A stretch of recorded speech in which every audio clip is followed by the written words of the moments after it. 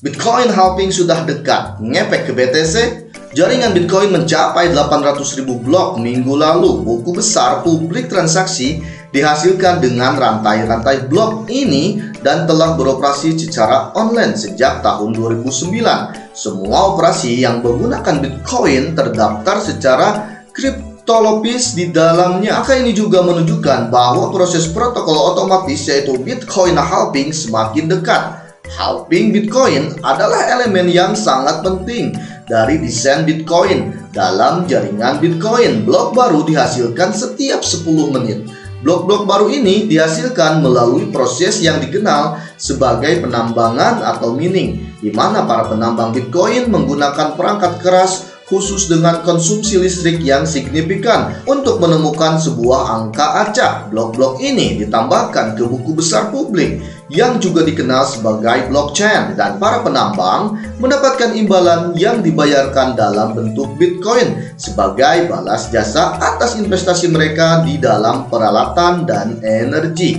Awalnya imbalan ini adalah 50 Bitcoin, tapi sekarang kita berada di ambang melihat angka ini turun hingga 3.125 Bitcoin per blok. Mengapa hal ini terjadi? Setiap kali mencapai 210.000 blok, imbalan penambang Bitcoin otomatis dipotong setengahnya atau yang dikenal dengan Bitcoin halving.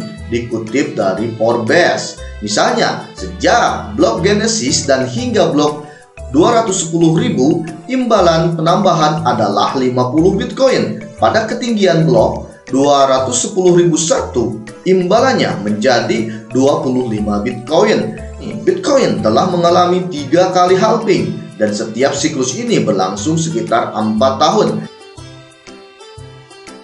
Bitcoin halving dan batas maksimum Bitcoin 21 juta Bitcoin. Proses ini juga menentukan kebijakan moneter sistem Bitcoin seperti yang dijelaskan oleh pencipta yang anonim Satoshi Nakamoto melalui milis Cypherpunks pada pengumuman rilis Bitcoin pertama. Total peredaran akan menjadi 21 juta Bitcoin. Koin akan didistribusikan ke node jaringan ketika mereka membuat blok dengan jumlah yang dipotong setengah setiap 4 tahun. Halving adalah elemen penting dari sisi moneter Bitcoin karena mengatur seberapa cepat total 21 juta koin tersebut beredar. Proses ini ditambahkan dengan penyesuaian penambangan yang sulit. Adalah dua cara cerdas untuk menyelesaikan distribusi koin